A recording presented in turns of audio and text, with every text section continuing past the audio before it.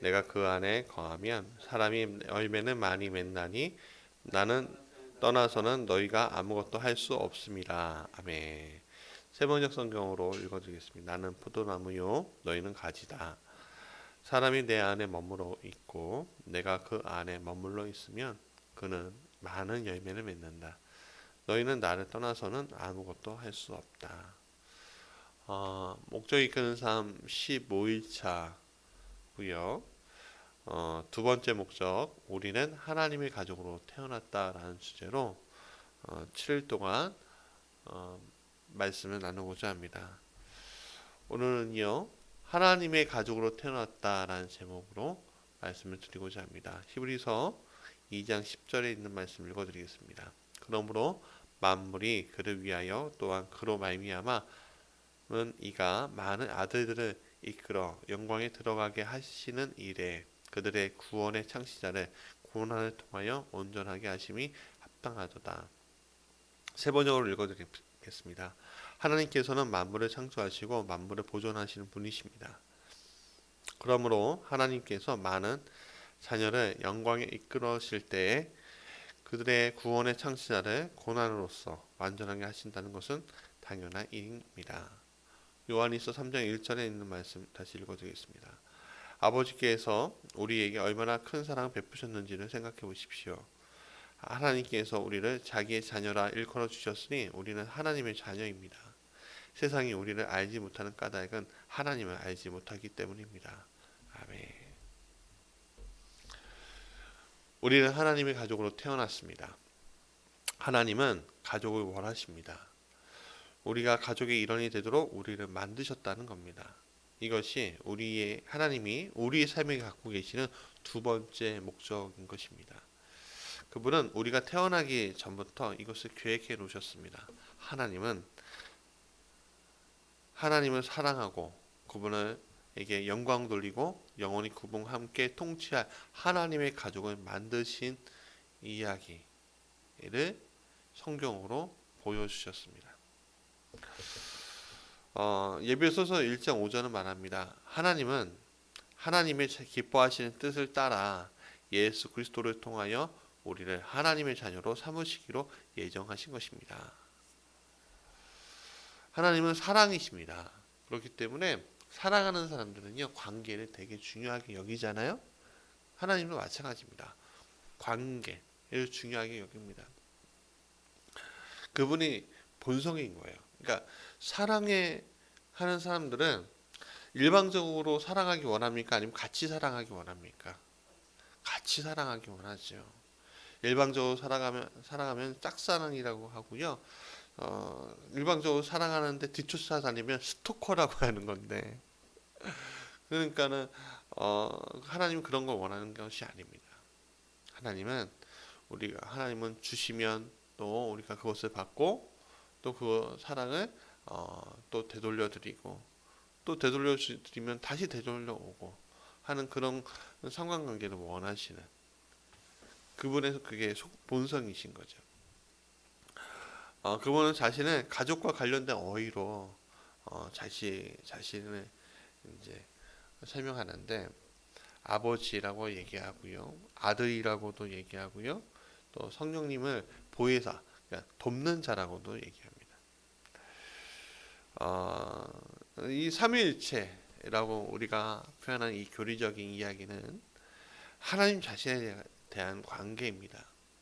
이 관계는 조화 면에서 우리는 다 이해할 수 없지만 굉장히 완벽한 형태이고, 그 완벽한 형태인 것은 그 삼위일체 형태에 대한 그런 의미에 대해서 우리는 이거에 대해서 연구할 필요가 있어요. 이 신비롭고 완전하고 연합된, 우리가 아내와 남편이 있고 자녀들이 있습니다. 그렇죠?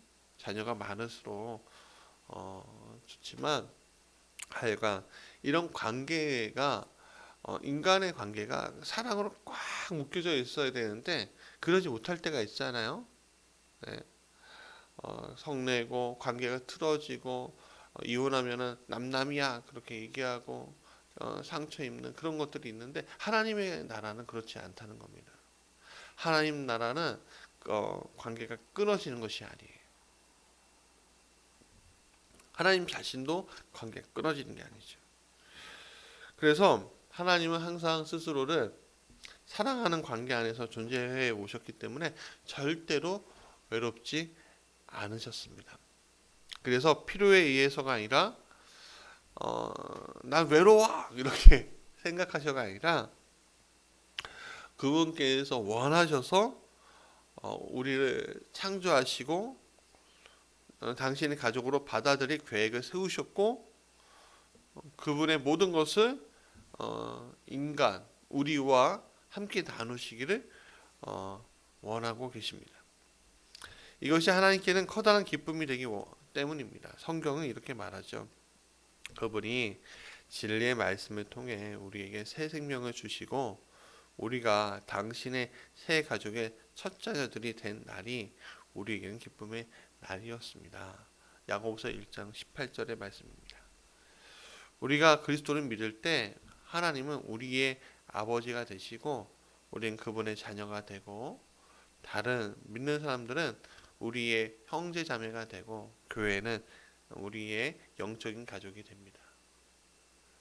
하나님의 가족은 과거와 현재와 미래의 모든 믿는 사람들을 포함하고 있습니다. 하나님은 모든 인류를 창조하셨지만 그러나 모든 사람이 그분의 자녀가 되는 것은 아니지요. 하나님이 가족이 되는 방법은 새롭게 태어나는 것뿐입니다. 우리는 처음 세상에 태어나면서 사람의 가족이 되었지만 두 번째 다시 태어남으로 인해서 하나님의 가족이 되었다는 사실을 우리가 인지하고 있어야 합니다. 베드로전서 1장 3절에 이렇게 하나님에 대해서 말씀하십니다.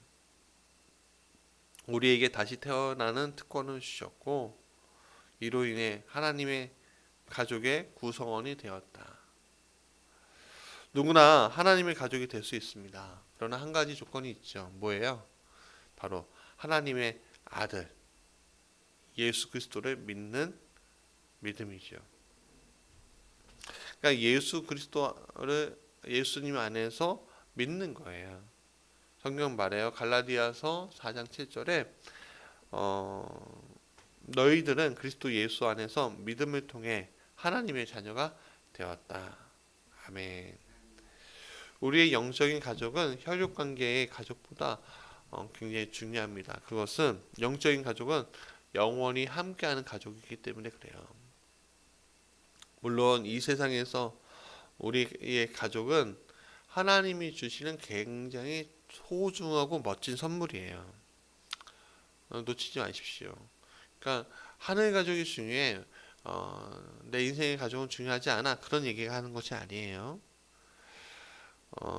그것은 그러나 일시적이다라는 거예요. 남자와 여자가 만나서 가족이 되었지만 때로는 이혼하기도 하고요. 그리고 먼 거리에 떨어지기도 하고요. 그리고 때로는 죽음에 의해서 깨지기도 해요. 반면에 우리의 영적인 가족은 우리의 피로 나누는 사람들이 아니라 하나님의 영으로 함께 된 가족들은 영원하도록 그 관계가 계속될 거라고 성경은 말하고 있습니다. 그것은 훨씬 강한 유대 관계고 피로 맺어진 관계보다 더 영원하다는 것을 잊지 마십시오. 바울은 하나님이 우리를 함께 묶으신 영원한 목적을 생각하려고 멈출 때마다 이렇게 찬양합니다. 예배소서 3장에 있는 말씀이에요. 14절과 15절입니다. 그러므로 이제 나는 하나님 아버지께 무릎을 꿇고 기도합니다.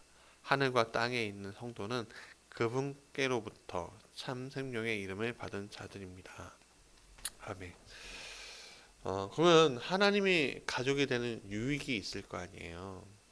네. 가족이 됐는데 유익이 없으면은 뭐야 이렇게 생각할 수 있는데 하나님이 가족이 되는 유익이 분명히 있습니다. 영적으로 새롭게 태어나 하나님의 가족이 된 순간 우리는 엄청난 생일 선물을 받게 되는데 가족의 이름, 닮은 점, 특권, 친밀한 관계 그리고 유산을 받아요.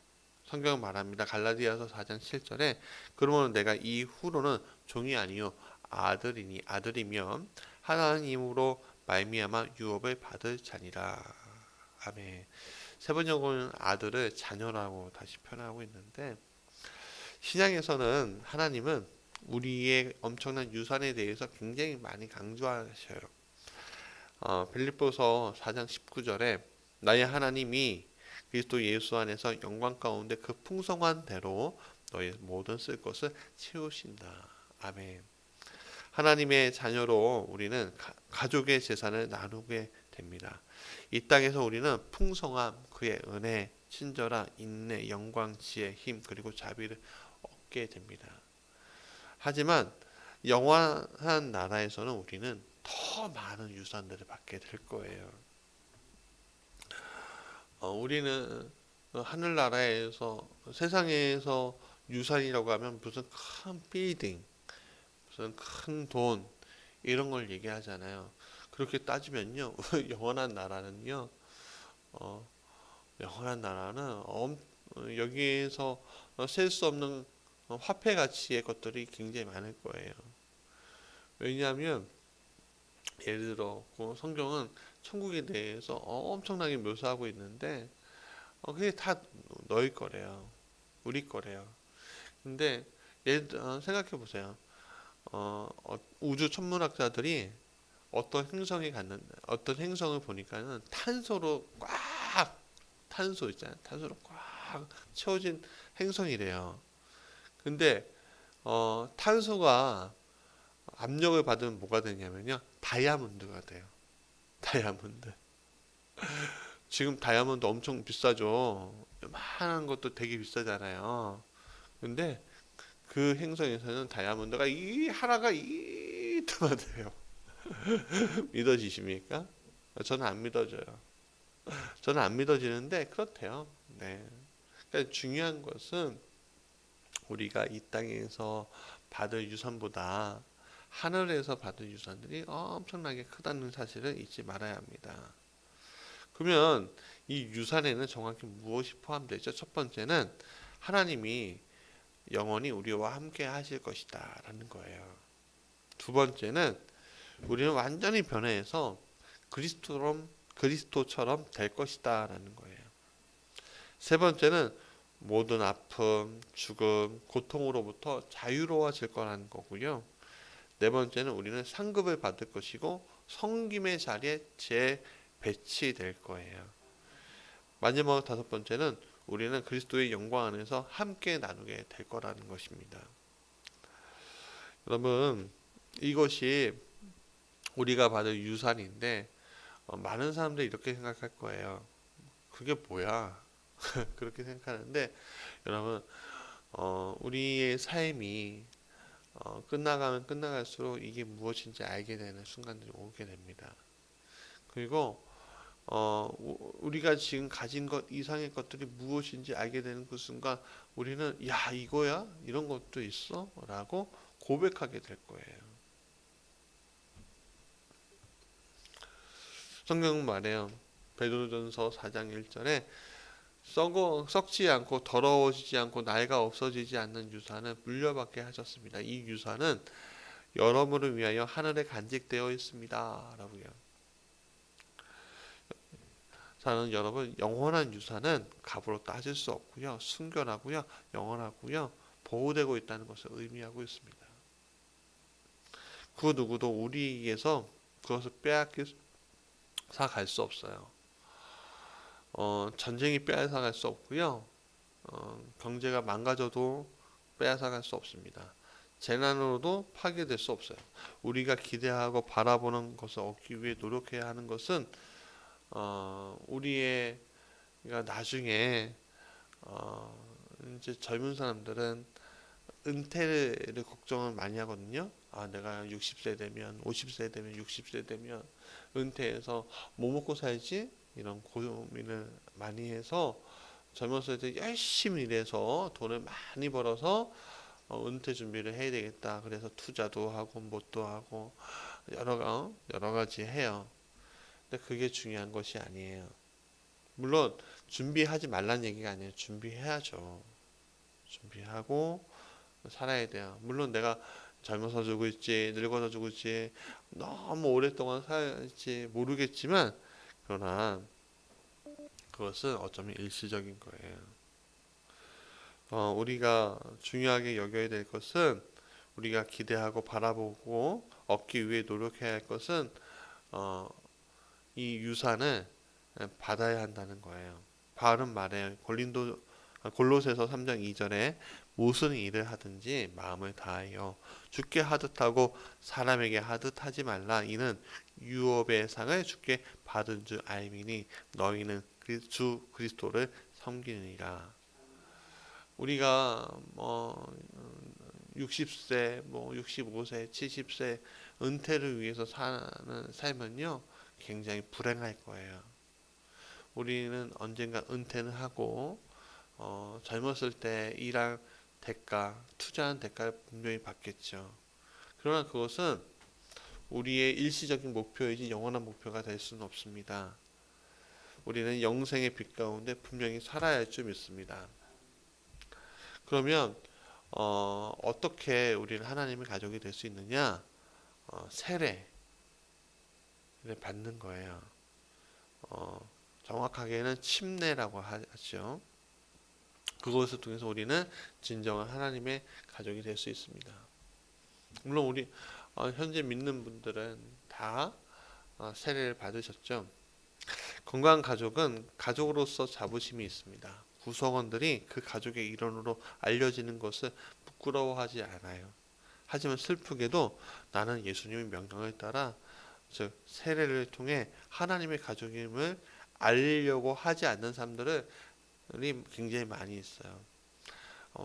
이렇게 얘기하죠. 나는 그리스도입니다 하고 이야기하는 것을 어떤 사람들은 굉장히 부끄러워하기도 하고요. 어떤 사람들은 굳이 내가 알려야 할 필요가 있어? 라고 얘기하기도 하고요. 어떤 사람들은 나는 너무 부족해서 하나님의 영광을 가릴 거니까 난 그리스도인이라고 얘기할 수 없어. 그렇게 얘기하는 사람도 있어요. 또 어떤 사람들은 굳이 밝혀야 해? 밝히지 않고 열심히 살면 되는 거 아니야? 그렇게 얘기하기도 하죠.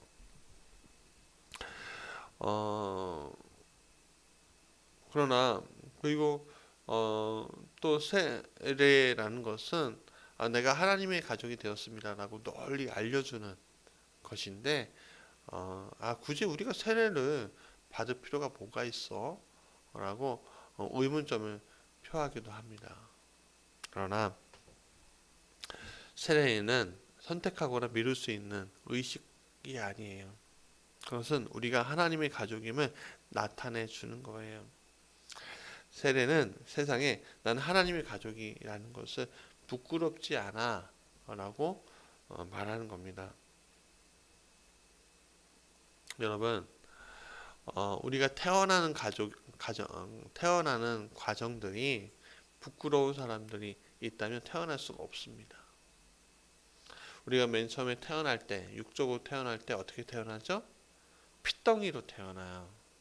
그렇죠? 어머니의 그 자궁 속에서 나올 때는 그 어떤 허물 같은 걸로 꽉 우리를 동여매고 있어요. 그래야 이제 보호가 되기 때문에 그렇지만 나오는 순간 그걸 깨끗이 씻어내야 되잖아요. 그렇죠? 마찬가지입니다. 마찬가지예요.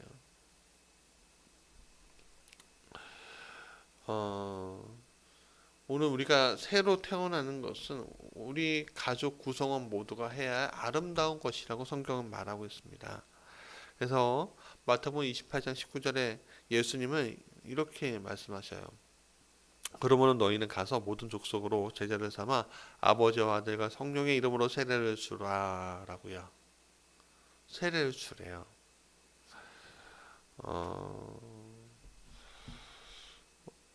많은 순간들이 하나님의 예수님의 지상 명령을 잘 보세요. 세례와 전도와 훈련이 굉장히 똑같이 중요하게 여기고 있습니다. 세례가 왜 그렇게 중요할까요?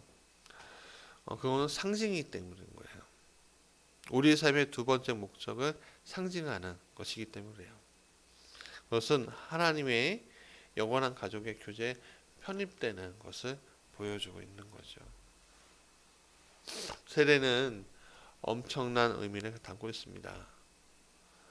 세례를 받는 것은 우리의 믿음을 선포하고 그리스도의 죽으심과 부활하심을 함께 동참하는 것인데, 옛 삶이 죽었다. 그리고 나는 그리스도 안에서 새 삶이 되었다라는 것을 세상에 알려주는 의식이에요. 또한 우리가 하나님의 가족이 되었음을 축하하는 것입니다. 세례 또는 침례를 받는 것은 영적인 진리에 대한 가시적인 그림이라고 할 수 있는데, 하나님이 우리를 가족의 일원으로 받아들이신 순간 어떤 일이 일어나는지를 나타내 주기 때문입니다.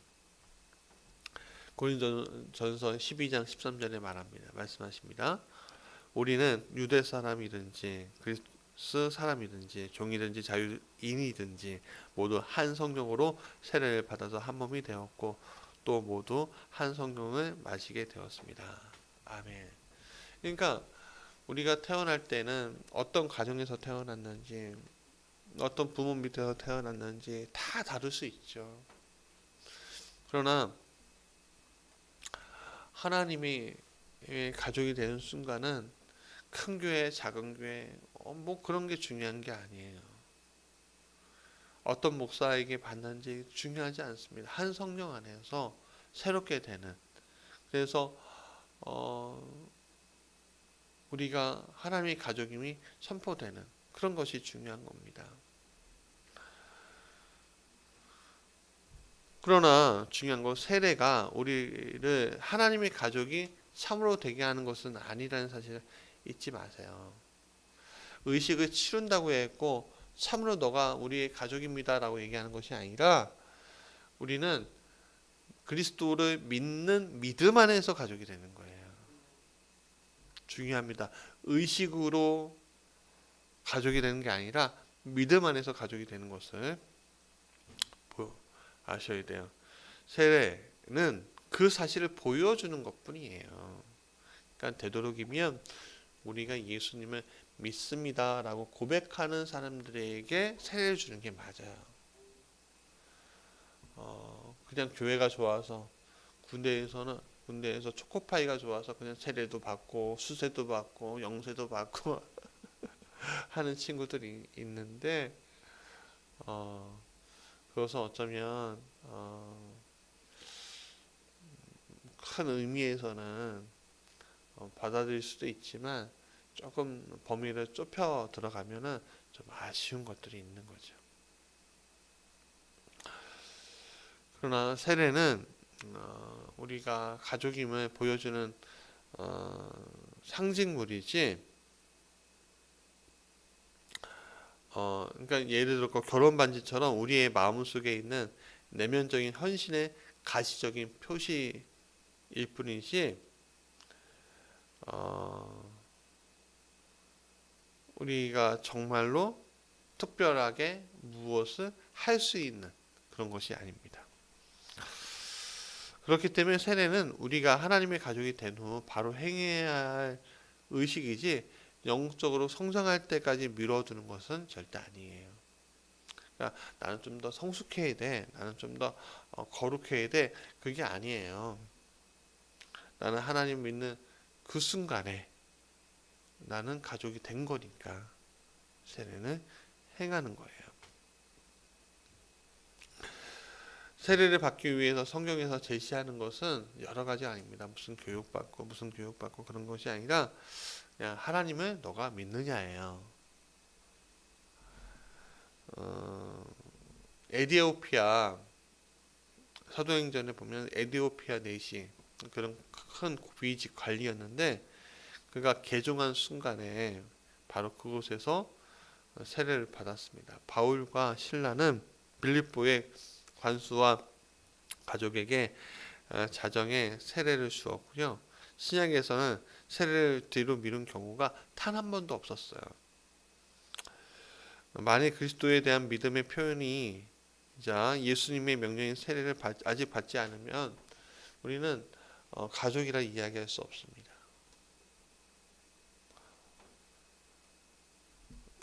하나님을 믿는다면 즉시 받는 것이 중요합니다. 그러면 우리는 우리의 가장 위대한 삶의 특권들이 있어요. 성경 말해요. 히브리서 2장 11절에 거룩하게 하시는 분과 거룩하게 되는 사람들은 모두 한 분이신 하나님께 속합니다. 그러함으로 예수님께서 그들을 형제자매로 부르시기를 부끄러워하지 않으셨습니다. 엄청난 진리가 마음속에 뿌리 박히게 해야 합니다. 우리는 하나님의 가족이고 예수님이 우리를 거룩하게 하셨기 때문에 하나님은 우리를 자연스럽게 여기십니다. 예수님의 말씀 정확했어요. 마태복음 12장에 그리고 12장 49절과 50절에 이렇게 얘기합니다. 보아라 나의 어머니와 나의 형제들이다. 하늘에 계신 내 아버지의 뜻을 따라 사는 사람이 곧 형제요 자매요 어머니다. 그 누구를 향해서 있냐면 바로 제자들을 예수님의 말씀을 듣는 제자들을 향해서 형제다라고 얘기하셨습니다. 하나님이 가족이 되는 것은 가장 큰 영광이고 특권입니다. 어떤 것도 이에 비할 수 없습니다. 우리가 중요하지 않고 사랑받지 못하고 불안하다고 느껴질 때마다 오늘 우리가 누구에게 속했는지 생각해 보십시오. 그거 기억해 보십시오. 그럼 우리는 이 땅에서 다시 살아갈 힘이 생깁니다. 자, 우리 삶을 떠나는 질문입니다. 어떻게 하면 다른 그리스도인들을 내 가족처럼 대할 수 있을까? 우리가 이 다른 그리스도인들이라면 한 교회 안에서의 그리스도인도 되고요. 또 떨어진 다른 교회에 있는 분들도 한 그리스도인인 것을 우리가 믿어야 합니다. 또 중요하게 여겨야 될 것, 오늘 우리가 기도해야 될 것은 우리 교회뿐만 아니라 다른 교회들, 이 지역에 있는 교회들이 하나님의 은혜 안에서 복되게 해달라고 날로 부흥하게 해달라고 같이 기도하면 좋겠습니다. 우리는 한 가족이기 때문에 같이 기도해야 할 줄 믿습니다. 우리 같이 기도하겠습니다. 사랑과 은혜가 충만하신 우리 주 하나님, 우리는 하나님을 은혜로 하나님을 믿게 되었고 그리스도를 믿는 믿음으로 인해서 가족이 되는 특권을 얻게 되었습니다. 우리는 포도나무의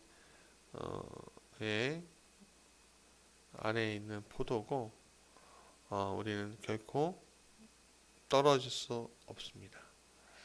주여, 오늘 우리에게 주시는 그 놀라운 은혜를 가지고 살아갈 수 있도록 가족이라는 믿음의 타이틀을 가지고 살아갈 수 있도록 도와주시옵소서. 이 엄청난 특권을 포기하거나 놓치지 않게 하시고 또 우리 주변에 혹시 하나님 믿는데 세례 받지 않는 이들이 있다면 세례를 받음으로 말미암아 하나님 나라에 동참하게 하여 주옵소서. 우리 교회뿐만 아니라 이 주변에 있는 모든 교회들을 위해서 기도합니다. 하나님, 교회들이 부흥하게 하시고 코로나19 때문에 많은 힘들지만 그러나 거룩한 자리에 많은 이들이 오게 하여 주옵소서. 예수님 이름으로 기도합니다. 아멘.